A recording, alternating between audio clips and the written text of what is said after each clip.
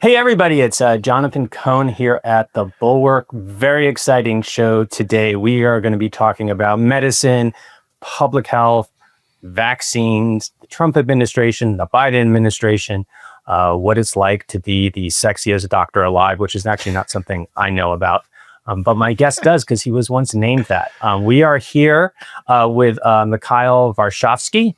If you don't know who that is, ask one of the 14 million people who follow him on YouTube and know him as Dr. Mike. He has got a huge audience and makes a lot of sense talking about healthcare and medicine. So really glad to have him here. Before we start, if you are new to the Bulwark, please check us out online, check out our YouTube channel, check out our newsletters, subscribe, like us. We really appreciate it. Dr. Mike, excited to have you here visiting at the Bulwark. Thank you so much, Jonathan. I'm excited to talk about all the subjects you just brought up because I feel like there's a lot of inaccuracies, controversies, misinformation tidbits swirling around, and hopefully we can put them to bed today.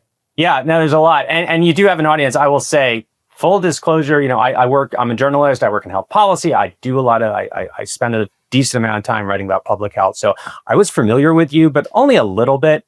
And I mentioned to my kids, I was interviewing Dr. Mike, and they were like, whoa, that's so cool that I never get that. So thank you for that. But that's awesome that your kids are watching health content online for all the variety that's out there. The fact that they're focusing on health is exciting to me. Yeah, well, I think that's part we're going to talk about today, right? Because this is how people are getting so much information right now. And I feel like as someone, again, I'm kind of an old guy, but, as someone, I pay a lot of attention to sort of a lot of the well-known spokespeople from medicine who go on TV, and I am used to being influential, but they're just not reaching a lot of people. And younger people especially are getting information through YouTube, are getting it through social media, and we need smart, well-informed voices there, getting the message out. So that brings me to you. First of all, just how did you? Can we do a little origin story here? How did you even get to be a doctor? Well, my origin story starts probably when I was 6 years old. I immigrated to the United States with my family from Russia under refugee status, being Jews. And my father was a physician back in Russia, had to go through medical school residency for the second time. Difficult in a new language, especially in your 40s, while raising me and my sister. So I got to witness the entire medical school journey as a 9-10-year-old, which is fairly unusual. Most kids are younger when their parents are in that level of education. And I fell in love with the field. I said, this is exactly what I want to do. Not only am I passionate about it, but it fit my skill set. I got the best grades in my science classes. And I said, that's where I want to put my focus. In fact, right out of high school, I was fortunate enough to be accepted into a 7-year combined program where you get your bachelor's and your doctorate in 7 years. So you shorten by a year, 1 year less tuition, 1 year earlier to become a doctor. Actually, in a funny way, my first year of actual medical school, I couldn't attend the welcome party because it was at a bar and I wasn't yet 21 years old. I was the sole student not allowed to attend the party. But I graduated at age 24. I was young. I was excited, started my family medicine residency at Atlantic Health. And I said, I'm going to be the best family medicine doctor I could be. But I didn't know life was about to change in a year. My social media platforms went viral where I was just sharing my day-to-day of being a med student and then a medical resident. I had to make a choice. There was a crossroads. Do I lean into this superficial, sexy doctor thing that folks were writing about, or do I completely ignore it and go on with my training? And I realized there was actually a third path. And the third path was to lean in, go on all these media shows, the talk shows, daytime, and allow them to bring up the sexy doctor title, but then pivot the conversation to something about primary care, about the importance of making lifestyle changes, highlighting the misinformations that my patients were falling victim to. And it worked for a short period of time. But then the reality of 15 minutes of fame set in. All the gatekeepers of these talk shows, news programs got bored and no longer booked me for the programs. So I said, perfect. Let's take all this information and bring it to YouTube where there are no gatekeepers. We can be in charge of the information. We could tell the truth. And I thought that would be the game changer. Everyone would fall in love with the transparency, the truth, and they didn't. For the first year, there was a big challenge. Our partner who helped us launch the channel actually fired us and said we were a failure. But we pushed on. We said, we're going to continue to do better. We're going to study the analytics. We're going to learn what people enjoy watching, but never give up the medical ethics of the program. And a few short months after we were fired, the channel exploded. And over the last 7-8 years has been continually growing to now, as you said, 14 million subscribers, about 100 million views per month on the channel, with educational topics at the forefront, beating up misinformation, no matter what side of the political spectrum it comes from. And I think people have really bought into the fact that they're going to get unbiased, accurate information as best as I can deliver it. Yeah. Well, first of all, I bet those the producers and sponsors who decided to cut you off, they're probably regretting that. And I want to pause that. We're here to talk healthcare, not immigration. But I should say that story you told about your dad. First of all, rings true to my memory. My grandfather came here from Germany the German Jew came in the 1930s, got out just in time. Same story, was a physician, had to start all over again. I still remember, now I was not alive then, but hearing stories about he was an orderly, actually. He was a board certified urologist working as an orderly in Illinois, taking his medical boards, and just amazing. And then, went on to a career being a family practitioner in Brooklyn, not too far from where you are. And such a parable, though, about how many immigrants come here and the hard work they do, and American success story. Well, that's the fear of what's going on now. Are we having an unwinding of that? And actually the cycle rotating in the opposite direction, where folks are leaving the United States for fear of loss of grants, NIH cuts, et cetera. But I'm sure we're going to get into that. Yeah, well, let's pause that for one second, because you're in the New York area, you're in the healthcare sector, and we'll go back to the other topics in a minute. But the immigrant workforce in healthcare, it's like a backbone. Can you imagine? I imagine, you tell me, because you're there every day. But it seems to me, at least where I'm not in New York, I'm based in Michigan. But you go in the healthcare sector, and especially when you get down to sort of the long-term care workers, we depend on that immigrant workforce to staff, and we have staffing shortage as it is. I assume that's the case where you are. Yeah, we have staffing shortages across the board in healthcare. We have lack of residency training spots in healthcare. We have issues in creating incentives for young people to get excited about certain industries and fields. For me, as a family medicine doctor, that's kind of on the lower part of the healthcare totem pole in terms of student interest. They want to go into the higher paying, fancier specialties. And as a result, the backbone of our healthcare system, which is primary care, is not getting the attention it deserves. And there's a lot of issues of why that needs to be fixed. But the first part of it is we don't have the spots to train the necessary primary care physicians. And I feel like that's the unnoticed section of all of this. When you kind of took off, and I remember this first time you sort of popped on my radar screen, it was during COVID. That's when you started, you kind of were getting some exposure as a truth teller during COVID. First of all, were you out of medical school then already, or were you? Yeah, I was out of medical school. I was probably 3 years or so into being an attending at that point. And you were in New Jersey at that time? Correct. Yep. So, you were, people forget. I thought the whole COVID experience has been memory hold in some ways. But New Jersey and New York got slammed. I'm just sort of curious, what do you remember about those first early weeks and months? What was it like? There was a lot of fear.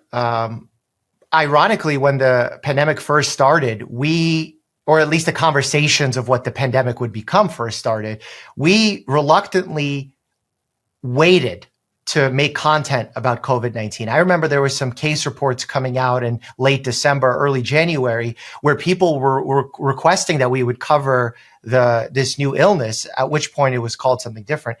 But we said, we're going to wait. Let's see what happens. Let's get more information so that we're not just making a speculative video. And I think our first video on the topic came out in late January, at which point we were still figuring things out. And there was a mantra that was born about at that time from our channel called "Stay alert, not anxious." Because I saw, even for myself, how easy it is to become anxious given the fact that we have this new virus. It's spreading so rapidly. There's information that's spreading rapidly that could be true or untrue. Everyone was confused. Hospital systems were confused. Where should budgets go? How should we manage these patients? There was a lot of criticism about how we handled COVID-19 when it came to ventilator use. But that's now looking back with all the information we have now. Back then, we saw patients with low oxygen rates. And what we did prior to our knowledge that we have now of COVID-19 was to put them on a ventilator. Then we realized perhaps we were being too aggressive and we had to taper that back. But we could only learn that as time went on. So we saw our emergency rooms get overwhelmed, our inpatient rooms get overwhelmed. Elective care that was quite important, cancer screenings, surgeries needed to be rescheduled. It was difficult to get care for certain individuals who were having heart attacks because there was so much pressure on the emergency 911 dispatch system. Even within my hospital, we had to dedicate a new ward specifically for patients with lung issues, mostly related to COVID-19. And that was a brutal first wave for us. There was so much we didn't know. There was so much worry about decimation of our healthcare system. The fact that we couldn't even deliver basic medical care and we had to triage care. Who should we see? Who should we not see? Who can we actually help as opposed to hurt with our medical care? And it was a very, very scary time that we've forgotten about a bit and now only look at what we've done wrong in the years afterwards. But we need to remember how scary the condition was early on in the days of 2020. Yeah, I'm glad you mentioned that. I'm based in Michigan, so Detroit got hit just a little bit. We were like the kind of second wave of cities, and it was brutal. I mean, every day there were stories in the news about prominent people who were dying, and of course they were just one piece of much larger waves, and the hospitals were completely overwhelmed. But it was also, I do feel like that was like this inflection point in the relationship between the sort of public and the medical establishment and the public health establishment. And we sort of see this trust gap opening up. And I'm sort of curious, because this is what you do now. Looking back, the public health officials, they get a lot of people. You have the haters, right? And you have people want to like string up Dr. Fauci or lock him away or whatever it is they want to do to him. But a lot of people just don't trust it. They've lost a lot of faith. And I'm curious, if you had to go back and grade the public health response and the communications response during COVID, assess it. How well did they do? What did they do wrong? What could we get better next time? I think they did a great job given the circumstances and given the fact that they were coming into the pandemic underprepared, not from a pandemic preparedness standpoint, not from a scientific standpoint, but from a communication standpoint. Even 3 years prior to the pandemic, I wrote an article for the American Academy of Family Physicians website where I explained that the lack of evidence-based, accurate communicators on social media was creating a gray zone. And in the gray zone is where grifters flourish. I actually did a TED Talk at the time and I called them IKA experts. I know all experts. They do a phenomenal job whenever there's a gray zone where modern science doesn't yet have all the data or all the knowledge. They throw in theories with a massive amount of confidence, and therefore they're able to sway public opinion, confuse individuals, and therefore lead to bad health outcomes. So I saw that gap was forming, and as basically was predicted by that article, 3 years later, we weren't ready from a CDC standpoint, from a government standpoint, from a Dr. Fauci standpoint, to be able to communicate on a mass scale. There were posts going out from the CDC with 3 likes on them, but yet my videos were getting millions of views. That was a problem. It's a problem because it creates a discrepancy in trust value, in perceived trust value. So when someone who's spreading misinformation because they put on a white coat and they say some extreme, scary, fear-mongering type content, it would get a lot of views in the algorithm. So when people would look at a piece of content, they would say, wow, this has 1 million views, fear-mongering, and the CDC has 100 views with 3 likes on it. I'm going to trust the thing with 1 million views because that's social proof. And I think because of that, we were at a significant disadvantage as a healthcare community as a whole. Now, that being said, what the CDC didn't point out enough is all of the misinformation that was being shared. They weren't quick to fact check it. And they also weren't quick to point out the strategies that grifters and people who were spreading misinformation were using.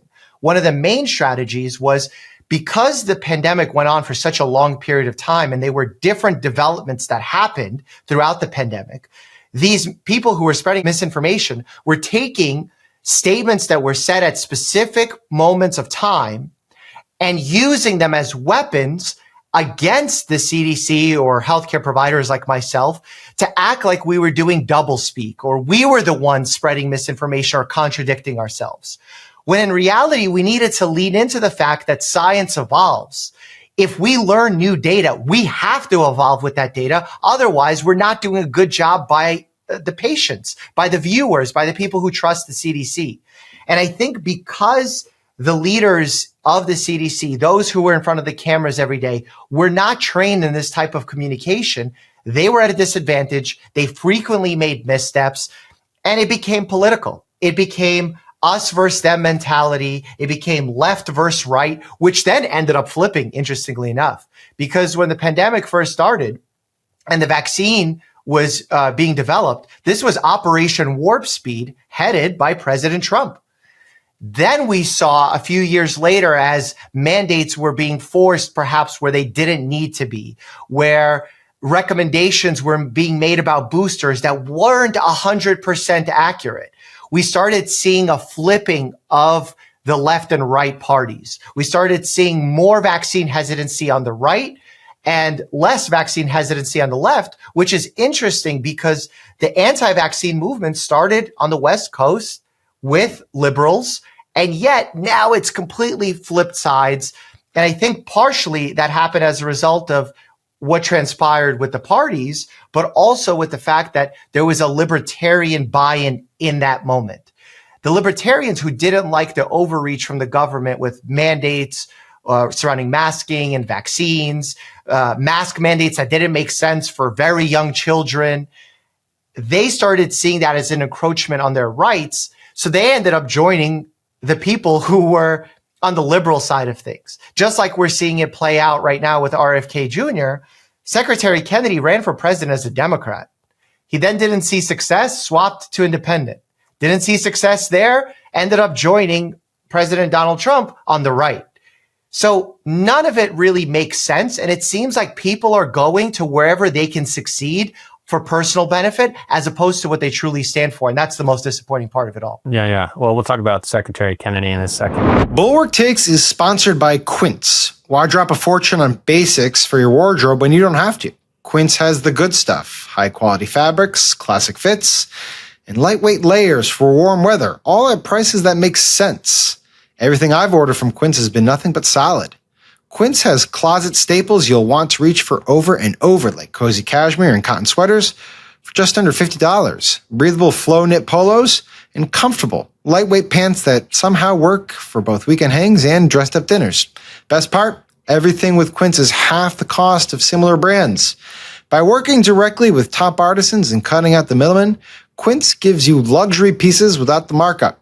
And Quint only works with factories that use safe, ethical, and responsible manufacturing practices and premium fabrics and finishes. I ordered a polo shirt and some joggers from Quint, and let me tell you, it's done wonders for my wardrobe and wonders for my sleep. Keep it classic and cool with long-lasting staples from Quint. Go to quince.com/bulwarktakes for free shipping on your order and 365-day returns. That's QUINCE.com/bulwarktakes to get free shipping and 365-day returns. Quince.com/bulwarktakes. Let me press you on one part of this, because I've talked to a lot of physicians, public health officials about COVID and what went wrong. And I think a lot of us feel like one of the errors was there were statements made with more confidence than, being stated as absolutes when it was we think, or we were 95% sure. This is what we think based on the best information possible. Like you were saying, the science changes. 2 months into the pandemic, you think one thing. 6 months, okay, data came in, it's different. When I have asked people about that, I often get the response, again, from physicians, whatever, they'll say, that's all well and good. But here's the thing. If we don't speak with total confidence, if we don't express that we know what we're talking about, not only are people not going to listen, but if I give that caveat, if I say, I'm 95% sure of X, one of those, what's the acronym you used? The IKA experts. IAK experts, is going to jump on that 5% and exploit it. And then that's what's going to go viral. So I actually think I get that. That's a reasonable point. So what do you say to that? I think it's a reasonable point short term. but long term, it actually yields much worse outcomes. In fact, I had Dr. Paul Offit on my podcast several times. For people who don't know who he is, he's well, you tell people who he is. I mean, he works at Children's Hospital Philadelphia as head of their vaccine education program, creator of the rotavirus vaccine that we routinely administer to children. Fantastic physician that has been at the forefront of battling vaccine information, not just from a press side, but also from a literary side, numerous bestsellers. Fantastic individual who understands how to speak en masse about vaccines, I guess is a short way to put it. And he pointed out how there was inaccuracy in the messaging from the CDC, the FDA, when it came to boosters, especially as time went on. And when he brought his concerns to Dr. Fauci said, look, if we send out a mixed message saying, oh, this vaccine is good for certain groups, but not all, we'll have less uptake, and we're worried about the impact that'll have on the public. I think when you take that approach, you will have perhaps short-term better buy-in. But long-term, you're hurting the trust that is necessary for a good doctor-patient relationship, for a good researcher-patient relationship. And what I've seen as time has gone on is for every time we did one of those strategies of let's just exaggerate a little bit in order to get better buy-in, the IK experts pounced on that. And from an emotional standpoint, that's a much more powerful message. They lied to you versus they're not as confident as I am. I think when folks use their BS detectors, they're very good at it. They understand when someone's not telling them the truth. And when you come in as saying, we don't know all the answers, but we're trying to get you the best data. Here's what we can tell you. Here's what the recommendation is. It's mixed. It's not super clear, but we want you to have the truth. I think that's much more powerful. And I'm not saying that from just an opinion standpoint of how I feel. It's where I've had the greatest success with my patients and in media. I just recently did a series called Jubilee Surrounded, where you sit in the middle surrounded by individuals who disagree with you. For my episode, it was those who are either vaccine skeptical or full-on anti-vaccine. I approached it with, I don't have all the answers. I know what I've experienced. I know what research shows us. Here's how I make my decisions. And it allows people to go on the journey with you. They can then back channel your logic in order to get to where you are. And when you try and do this paternalistic practice of medicine or paternalistic practice of recommendations, I feel like that only sets you up for failure. Much in the same way how we said, oh, if there's someone spreading misinformation, we should deplatform them. Again, short term might be a good strategy, but that deplatforming will only swap when an opposite political party comes into power. And then we're just silencing individuals without any knowledge. And no one knows where that, really that balance should live, because in healthcare, you need to have debate. You need to be able to have discourse. That's how we push our ideas forward. If we actually look at the history of how medical science evolved, the person who first recommended that we wash our hands from the morgue to delivering babies was viewed as someone who wasn't mentally healthy, who was put into an insane asylum. So we need to be able to have this flexibility of being comfortable with debate and discourse, but at the same time, being able to correct if someone is full on spreading misinformation, usually for their own benefit.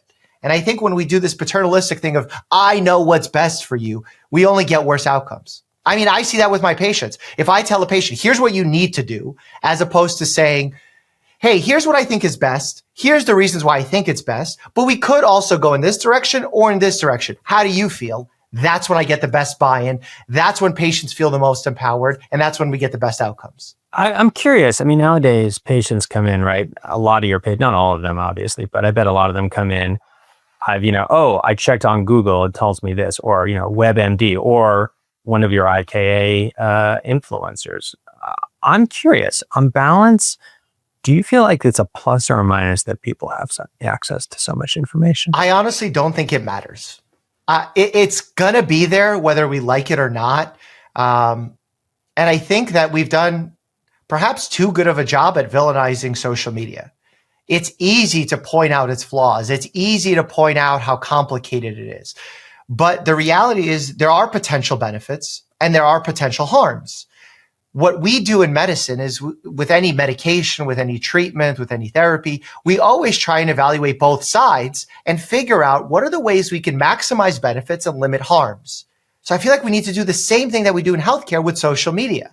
We need to figure out what age groups, what content creates harm, figure out what we can use social media for in a beneficial way, and adapt to it like we've done with any other technology in the past. But if we constantly just fearmonger and point out its negatives and encourage the younger generations to stay off of it in a specific industry, we're going to create more problems. Just like when I was starting on social media, the feedback that I gotten from senior physicians was, don't do that. That's unprofessional. Sharing your private life is not something that a good doctor would do. That could not be further from the truth. Are there issues with sharing your personal life? Absolutely. Is there a loss of privacy? Absolutely. Can you potentially overstep and create a mistake? You absolutely can. But at the same time, there's been tremendous benefit. We've educated millions across social media. We've decreased fear about going to see the doctor. I did a live tour where I went to multiple cities doing this silly live show that was healthcare educational focused. And constantly, parents came up to me and said, my child was afraid to go to a doctor. I was afraid to go to a doctor. But seeing how you described what should happen during a visit, not only was I not scared, but I wasn't scared to speak up for myself when something went wrong. Or perhaps I wasn't scared to seek a second opinion when I felt like this doctor wasn't treating me fairly, because you taught me what a proper visit should go like. And I think that if we just villainize social media, we create tremendous harm unintentionally. It's like a great book when Jonathan Haidt had the subtitle to his book, when good intentions carry bad outcomes. I believe that was Coddling of the American Mind. That was his subtitle. And I think that's a good premise there, where we have good intentions by saying social media is this harmful thing, can spread misinformation. But I think if we try and remove it or fully silence it, or even silence those individuals who are spreading misinformation, we'll get into a worse position than we are in even now. So let's talk about Secretary Kennedy and now a couple months into his tenure. As someone who writes about him, I always have to pause when I do this sort of sentence on Secretary. Secretary Robert F. Kennedy, comma, who, and I had to describe who he is. And I always pause because my instinct is to say he's anti-vaccination. But he would say, he doesn't describe himself as anti-vaccination. He's like, I'm not anti-vaccination. I'm just asking questions. I just want to make sure they're safe. I just want to get the data out there because it's not out there yet. We don't really know what we're doing. We haven't studied these things well enough. I'll just give you a second here. You're trained in this field. Is that true? It's not true. I don't know why he's saying the things that he's saying. I can't attribute to his intentions, but I can say that it's just not true. He is anti-vaccine.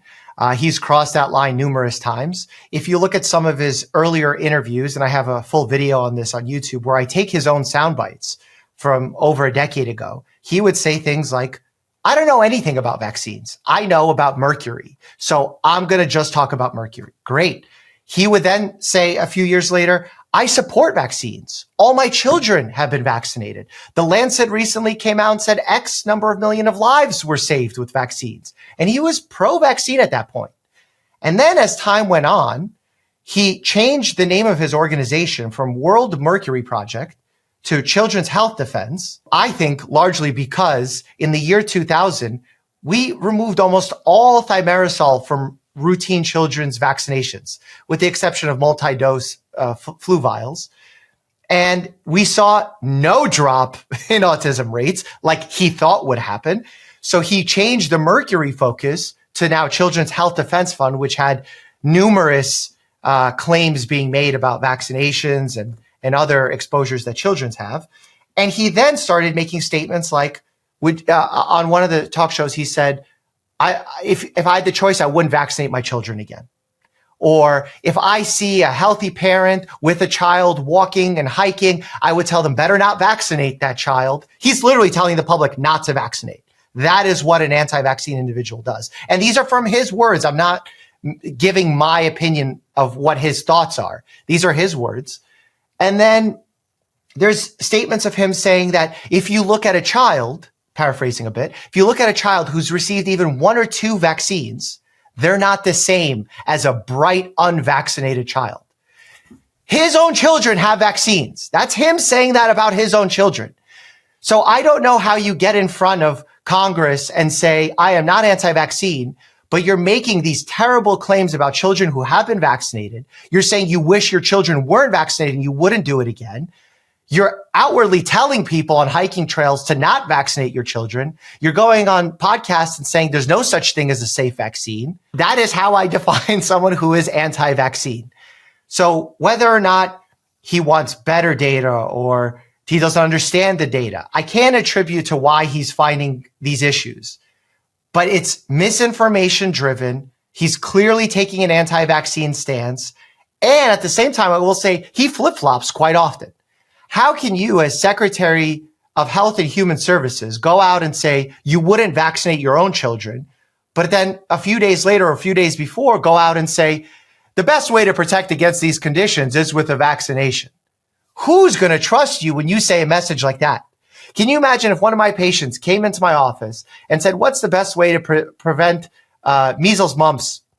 And I say vaccines. And they go, would you vaccinate your kids again? I say, no.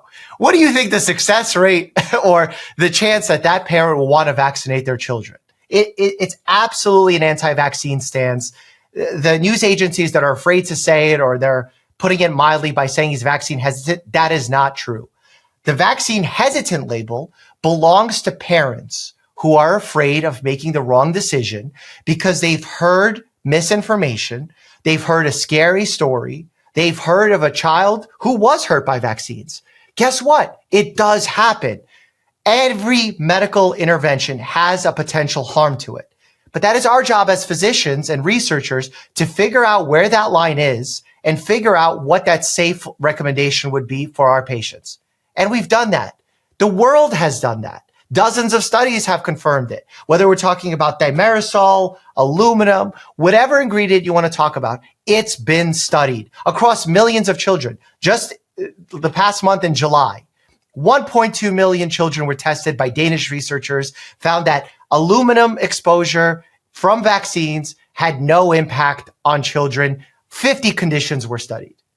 I mean, to say that there's not enough research means you don't know what research actually is. So it's not just he's anti-vaccine, he's actively spreading misinformation at the same time. I'm glad you sort of drew that distinction between the vaccine hesitant parents, and Secretary Kennedy or people like him. Wait, can I make one analogy on that? Sure. Because I think it's valid to hit the message home. Someone who is anti-vaccine, an anti-vaccine activist, is the equivalent of someone who yells fire in a crowded movie theater. A vaccine hesitant parent or an individual is someone who sees smoke in the theater and yells fire. They might not know if there is a fire. They don't see a fire, but they do see smoke. So they're afraid and they want to do the right thing. And I don't think it's fair to put those same people in the same category. Yeah. I mean, I have interviewed tons of people over the years who are, vaccine hesitant, and, they're parents, right? I mean, they're concerned about their kids. They're getting bombarded with this information, and they don't know who to trust and who not to trust. Let me actually ask you to address one of the concerns I hear in these interviews. I'm sure you hear this in your practice sometimes, because I think it's both typical, but also one probably on people's minds, which is there's a lot of fear of the COVID vaccine because it's this new technology, right? It's this mRNA vaccine, and it's new, and people feel like there's no way we could know about it, right? Because it's so brand new. This is scary. We need to be careful about it.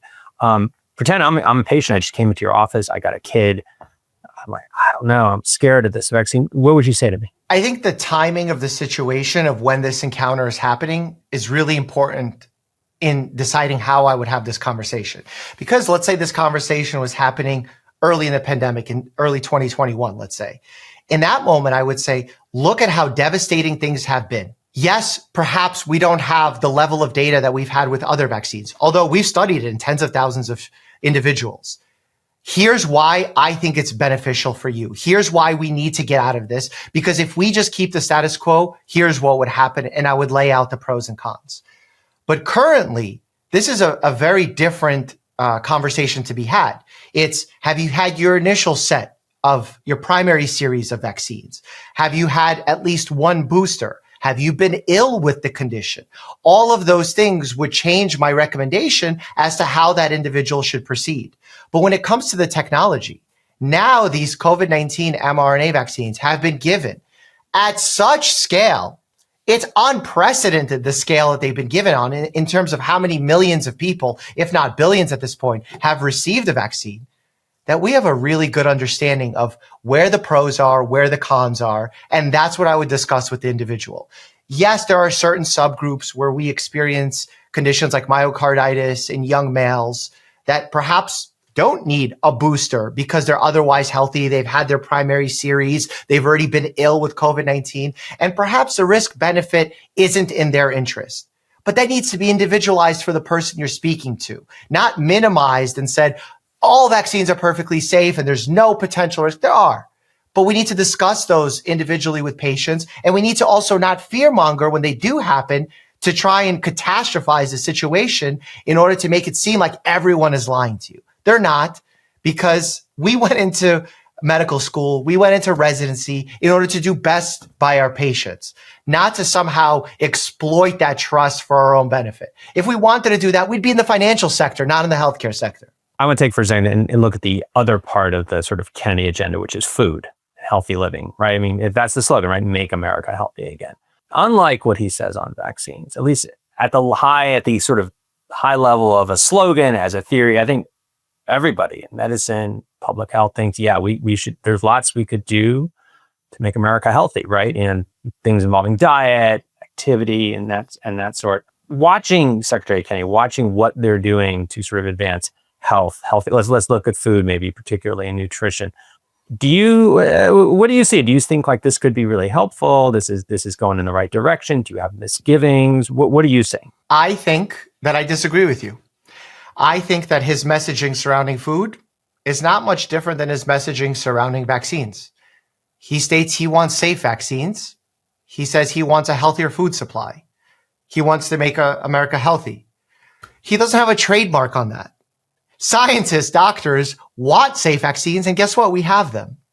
Doctors have been talking with patients, myself included, about lifestyle changes for well over a decade.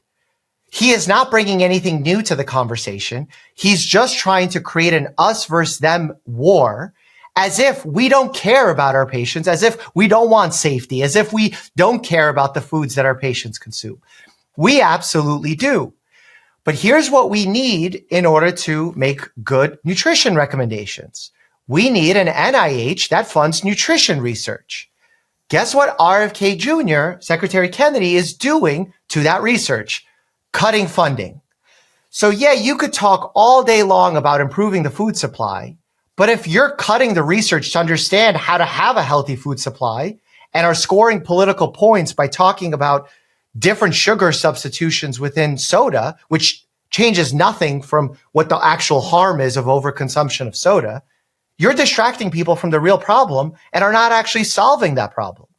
I just had on my show Kevin Hall, who's one of our premier metabolic researchers. Like if I had to pick the Michael Jordan of someone who's doing metabolic research or was doing metabolic research, it would be Kevin Hall. He was studying how metabolism changes during weight loss, weight gain, about what following a low carb diet versus a low fat diet would have on our health. He was doing the research that Secretary Kennedy would want the answers to. And the second that Secretary Kennedy took over, not only was Kevin Hall's lab silenced from a censorship standpoint, they were trying to manipulate what the studies were showing from his lab if they didn't agree with whatever Secretary Kennedy's personal notions were, which is not how science is practiced. A scientist gets excited when research disagrees with them because that means they're getting a better understanding of how something works. They can better fine-tune their understanding of the subject they're studying. But the Secretary of Health and Human Services, when he sees research that disagrees with his personal notions, silences it, changes what is said from a press standpoint about that research. So Kevin Hall went to them and said, if you're going to keep censoring my work, you're not going to be investing in nutrition work, I'm going to take early retirement. And he did. We shut down his lab. He's no longer working for the NIH. He's raised these flags to leaders at the NIH. No one cares. So if you're going to tell me you want to make America healthy again, you care about the food supply, those are all things that the medical community cares about as well. But you're not doing anything to actually solve that problem. You're not actually making America healthy again. You just have a really neat slogan. And I think that's what I hope more Americans realize. One last question. I think there's a lot of physicians out there who feel like you do. They're very frustrated. They're angry.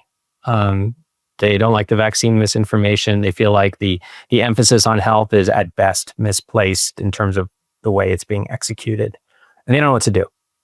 And he's in charge of HHS. He's setting policy. He's changing, he or the people who run the Trump administration, who knows who's really doing what. But, they're changing who's in charge of these agencies. They're defunding them. They're cutting off research. And it's hard to see how that changes, at least in the next few years, because it probably takes a change in management in Washington. So what's your advice to be, and not everyone has 14 million followers on YouTube. What's your advice to physicians in practice or anybody working in healthcare or anyone who just cares about this? What's your advice?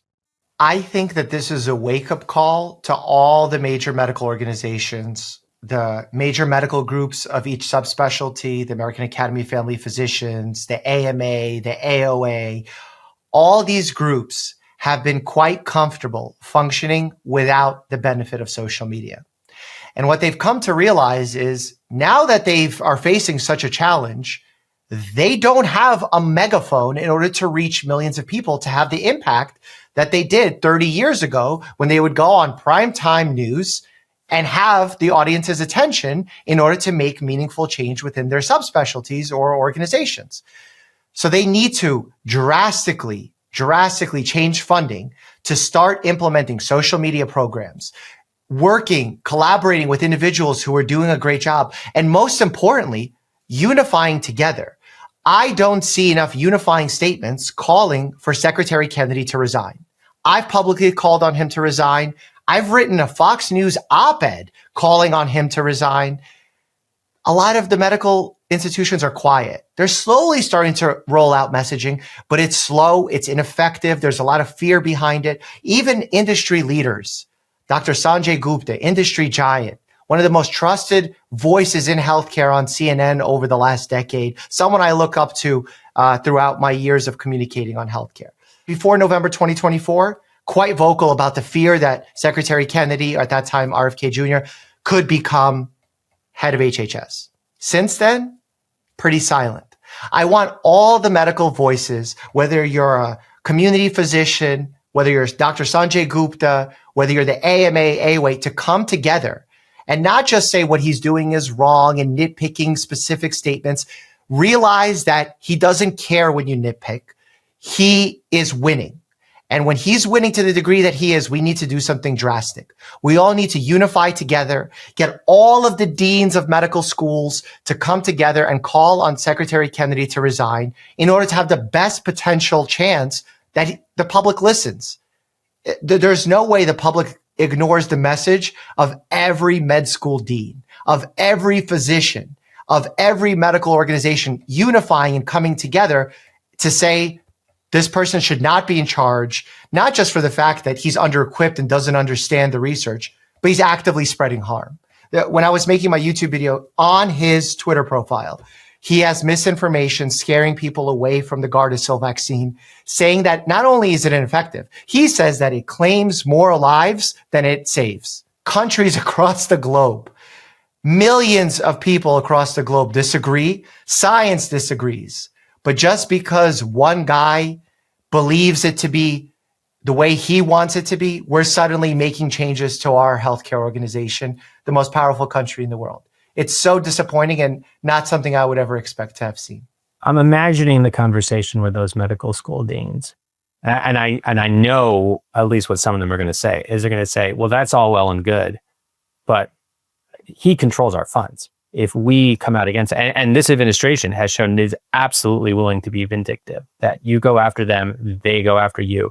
And, that's my residency funding, that's my research funding, that's my clinical funding, you name it. We couldn't survive that. What would you say to a medical school dean sitting across from you who says, I'd love to be more vocal. I can't. The stamina of vindictiveness runs out, and it runs out quick. You could be vindictive in episodes. You can't be vindictive against every medical school dean in the United States, every major medical organization in the US. There's too many people against you. And again, this isn't a left, right, or center issue. This is apolitical. It's clinical. He's saying inaccurate things over and over again. This isn't about, oh, I just don't like what he stands for. I love that we talk about vaccine safety. I love that we have food supply in our conversation. That's all well and good. But what has been done is tremendous cuts to nutrition research, instilling fear surrounding vaccines, the worst measles outbreak that we've had in over 30 years. We're getting cuts to organizations like UNICEF, Gavi. Gavi vaccinates more than half the world's children.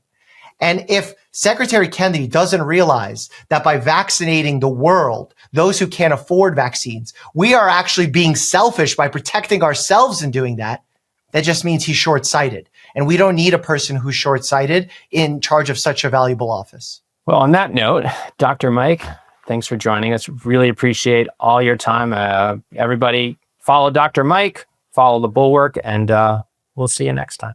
Thank you so much, Jonathan.